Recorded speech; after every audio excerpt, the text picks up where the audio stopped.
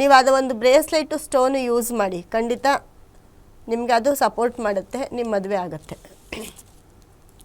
ಧನ್ಯವಾದಗಳು ಕರೆ ಮಾಡಿದ್ದಕ್ಕಾಗಿ. ಮತ್ತೊಬ್ರು ಕಾಲ್ ರೆಡಿ ಇದ್ದಾರೆ. ಹಲೋ, ನಮಸ್ತೆ. ಹಲೋ ನಮಸ್ತೆ ಅಮ್ಮ.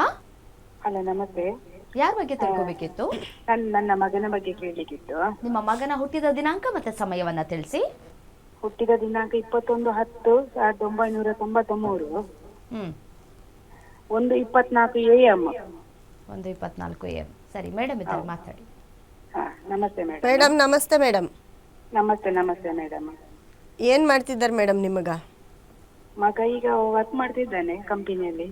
ಹಾಂ ನೋಡಿ, ಧನು ರಾಶಿ ಪೂರ್ವಾಷಾಢ ನಕ್ಷತ್ರ ಬರುತ್ತೆ ನಿಮ್ಮ ಮಗಂದು. ಉತ್ತರಾಷಾಢ ನಕ್ಷತ್ರ. ಇಲ್ಲ, 1:25 24 ಅಲ್ವಾ? ಹೌದು, AM ಅದು. ಹೌದು, AM 1:24. AM ಅದು 21ರ ರಾತ್ರಿ. 21. ಹಾಂ ಮೇಡಮ್, 21 ರಾತ್ರಿ ಅಂದರೆ 22ನೇ ತಾರೀಕು ಬಿದ್ದಿರುತ್ತಲ್ವಾ? ಹೌದು. ಮತ್ತೆ ನೀವು ಡೇಟ್ ಒಂಚೂರು ಹೇಳಿ. 22 21/10/1993. 21 ಇಲ್ಲ, 21 ರಾತ್ರಿ AM ಅಂದರೆ ಅದು 22ನೇ ತಾರೀಕು ಆಗಿರುತ್ತೆ. ಅದಕ್ಕೆ ನಕ್ಷತ್ರ 22/10 ಹೇಳಿ ಮೇಡಮ್. 1993. ಹಾಂ, ಅದು ರಾತ್ರಿ 1:24 AM. ಓಕೆ ನೋಡಿ, ಇವಾಗ ಉತ್ತರಾಷಾಢ ನಕ್ಷತ್ರ ಬರ್ತಿದೆ. 22ಕ್ಕೆ ಆಗ್ತದೆ. ಧನು ರಾಶಿ ಉತ್ತರಾಷಾಢ ನಕ್ಷತ್ರ ಬರ್ತದೆ. ಏನು ಸಮಸ್ಯೆ? ನಿಮ್ಮ ಪ್ರಶ್ನೆ ಏನು?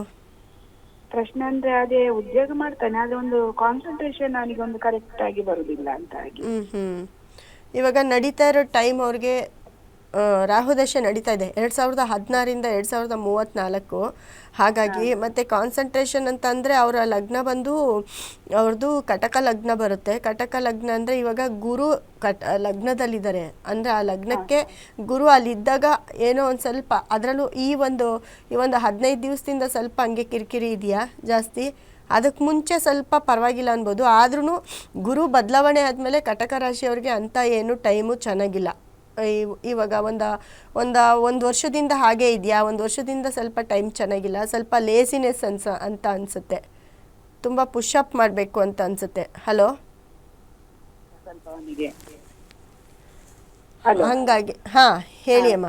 ಹಂಗಾಗಿ ಉದ್ಯೋಗದಲ್ಲಿ ಏನು ತೊಂದರೆ ಇಲ್ಲ ಅಲ್ಲ ಅವನಿಗೆ ಈಗ?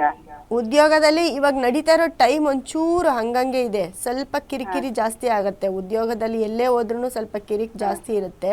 ಹಾಗಾಗಿ ಸ್ವಲ್ಪ ಮಾತು ಕಮ್ಮಿ ಮಾಡ್ಬೇಕು. ಇವರು ಮಾತಾಡೋದು ಜಾಸ್ತಿ ಮಾತಾಡಬಾರ್ದು.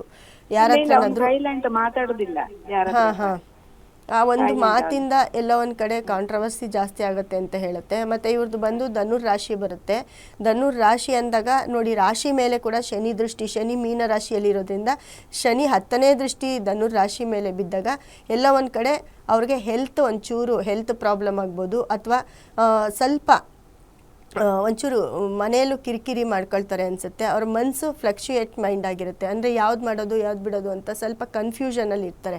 ಅದಕ್ಕೆ ಇವ್ರಿಗೆ ನಡೀತಾ ಇರೋ ದಶೆಗೆ ಇವಾಗ ನೀವು ರಾಹುಗೆ ಸಂಬಂಧಪಟ್ಟಂಥ ಒಂದು ಸ್ಟೋನು ಬ್ರೇಸ್ಲೆಟು ಯೂಸ್ ಮಾಡಿದ್ರೆ ಎಲ್ಲೋ ಒಂದು ಕಡೆ ಅವ್ರನ್ನ ಅದು ಕರೆಕ್ಟ್ ಮಾಡುತ್ತೆ ಅಂತ ಹೇಳುತ್ತೆ. ಯಾಕಂದರೆ 2034ವರೆಗೂ ಇದೇ ಟೈಮ್ ನಡೀತಾ ಇರೋದ್ರಿಂದ ಅಲ್ಲಿವರೆಗೂ ಅವ್ರಿಗೆ ಸ್ವಲ್ಪ ಸಪೋರ್ಟ್ ಮಾಡ್ಬೋದು ರಾಹು.